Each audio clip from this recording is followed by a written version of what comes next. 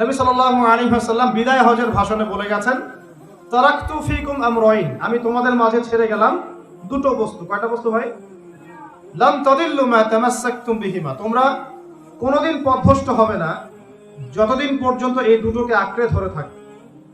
এক, কিতাব আল্লাহ, আল্লাহর কিতাব মানে আল কোরআন, ওয়া সুন্নাতে নবীহি, এবং তার নবীর সুন্নাত মানে হাদিস।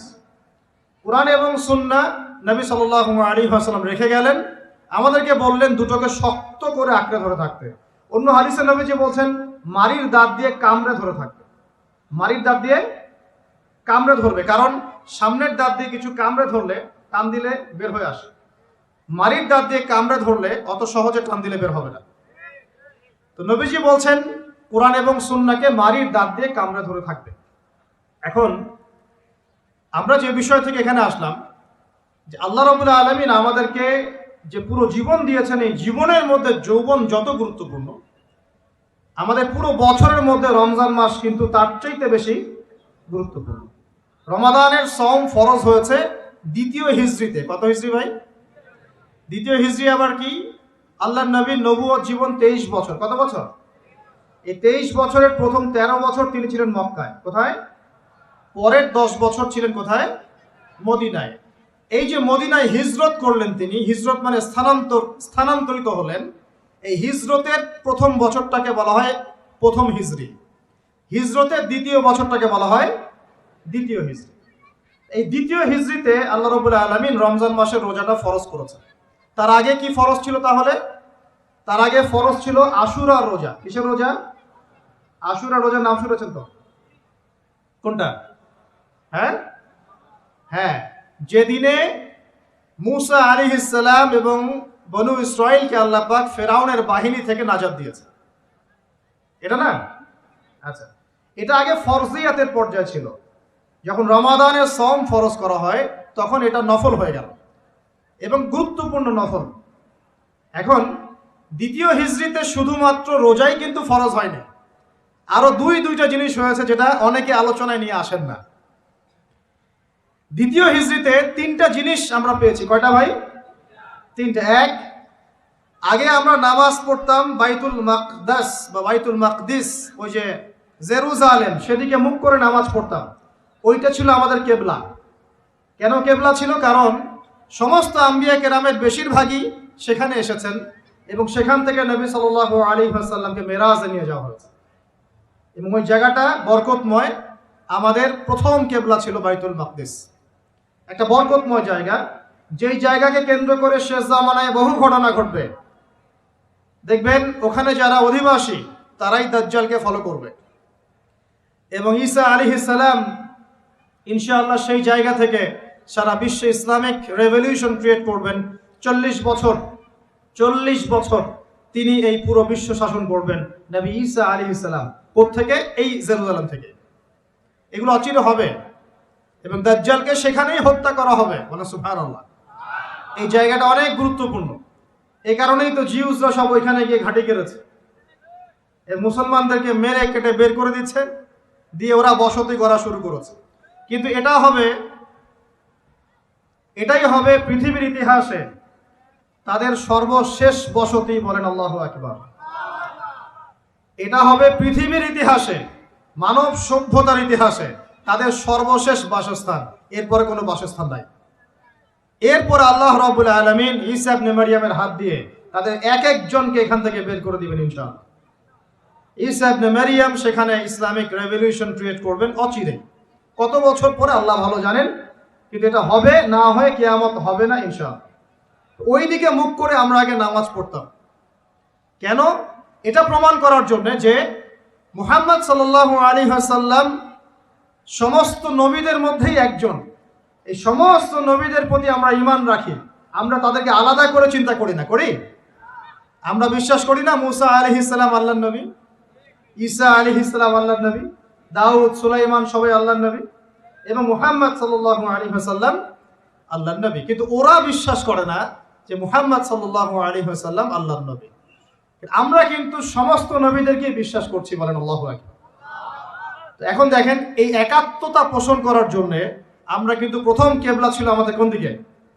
বাইতুল মাকদিসের দিকে। যখন ইহুদিরা মুহাম্মদ সাল্লাল্লাহু আলাইহি ওয়াসাল্লামকে দেখেও চিনল না, মদিনায় পেয়েও তার দ্বীন ইসলাম কবুল করলো না, তাকে শেষ নবী বলে স্বীকার করলো না, তখন আল্লাহ রাব্বুল আলামিন নবী সাল্লাল্লাহু আলাইহি ওয়াসাল্লামকে বললেন, তোমার চেহারা এখন ঘুরিয়ে নাও কাবার দিকে। বলেন সুবহানাল্লাহ।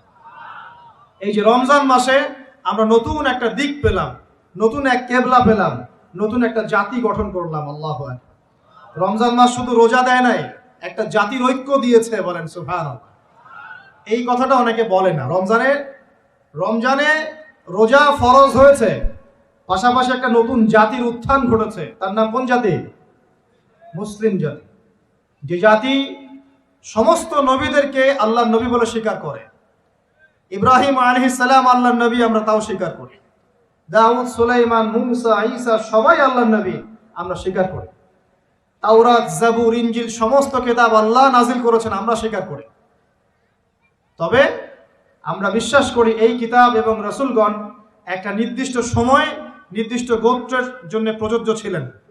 যখন মানুষ সেই আসমানি কিতাব বিকৃত করা শুরু করেছিল, আল্লাহ পাক নতুন কিতাব নাজিল করেছেন।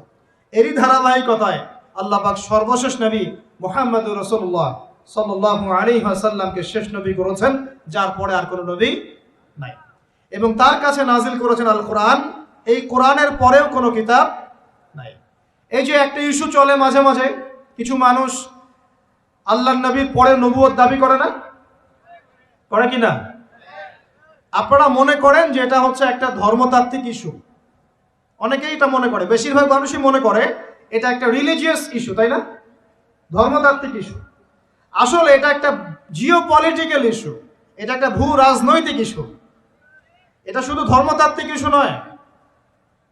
এই যে কয়দিন আগে মারামারি হলো না,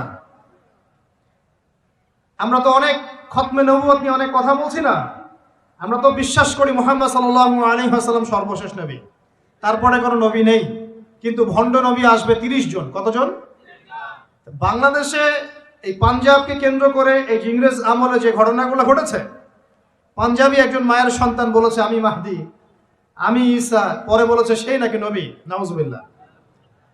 তো এই ঘটনাটাকে আপনারা মনে করেন, বেশিরভাগ মানুষ মনে করেন যে এটা হচ্ছে একটা ধর্মতাত্ত্বিক ইস্যু।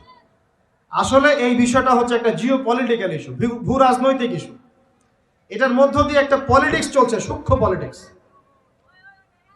কেন একটা মানুষ এই দাবি করার সাহস পাবে একটা মুসলিম উম্মার মধ্যে, একটা মুসলিম সমাজের মধ্যে এরকম দাবি করার সাহস পাবে কিভাবে?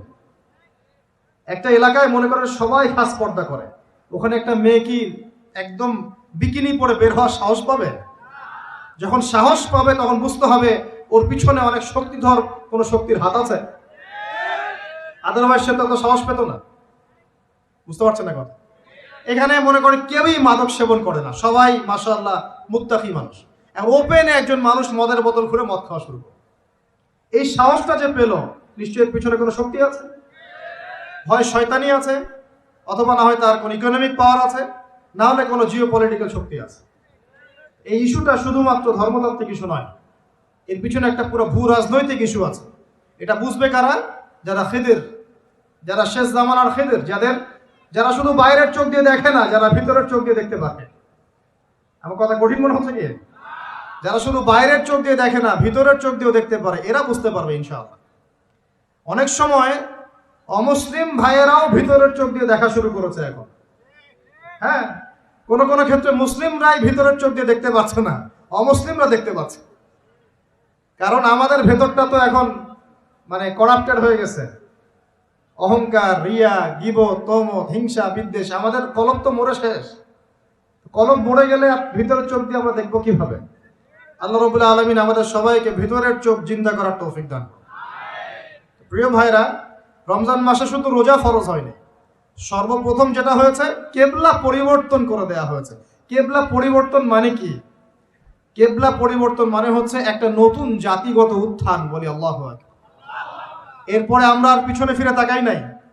ইহুদিরা মুহাম্মদ সাল্লাল্লাহু আলাইহি ওয়াসাল্লামকে স্বীকার করলো কিনা ভ্রুক্ষেপও করতে যায় নাই। আমরা আমাদের গতিতে এগিয়ে গেছি। মাত্র 10 থেকে 12 বছরের মধ্যেই, 12 বছর না, মাত্র 8 থেকে 10 বছরের মধ্যেই যেই মক্কা থেকে আমরা বিতাড়িত হয়ে মদিনায় গিয়েছিলাম, সেই মক্কা আবার দখল করেছে আলহামদুলিল্লাহ। শুধু সেই মক্কাই নয়, ওই মক্কা থেকে আমরা প্রায় অর্ধেক বিশ্ব শাসন করেছি, আলহামদুলিল্লাহ। কেবলা পরিবর্তন মানে নতুন এক জাতির উত্থান। আমরা কি রমজানে জাতিগত উত্থান দেখতে পারবো ইনশাআল্লাহ? তো একটা জাতি কখন উন্নতি করবে? যখন জাতির জনগণ ভিতর থেকে মুত্তাকি হবে, আমরা ভিতর থেকে নামাজি হব, আল্লাহওয়ালা হব, আমানতদার হব, সৎ হব, আমরা হারাম ছেড়ে দিব, দুর্নীতি ছেড়ে দিব, অন্যের ক্ষতি করব না, একটা সম্প্রীতির সমাজ করব, তখন না আমরা ইনশাআল্লাহ উত্থান করবো, নাকি ভাই? যদি আমরা একে অপরের সাথে হানাহানি, মারামারি, কাটাকাটি করি, হিংসা বিদ্বেষ, গীবত, তহমত, হারাম খাই, মাপে কম দেই, দুর্নীতি করি, অন্যের ক্ষতি করি, হ্যাঁ, হত্যা, রাহাজানি, ছিনতাই, এগুলোতে লিপ্ত থাকি, এই জাতিকে উন্নতি করতে পারবে ভাই?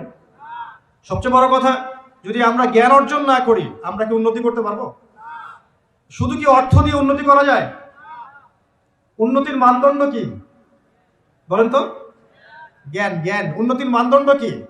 জ্ঞান। জ্ঞান ছাড়া উন্নতি নাই। শুধু টাকা দিয়ে উন্নতি করা যায়? যায় না।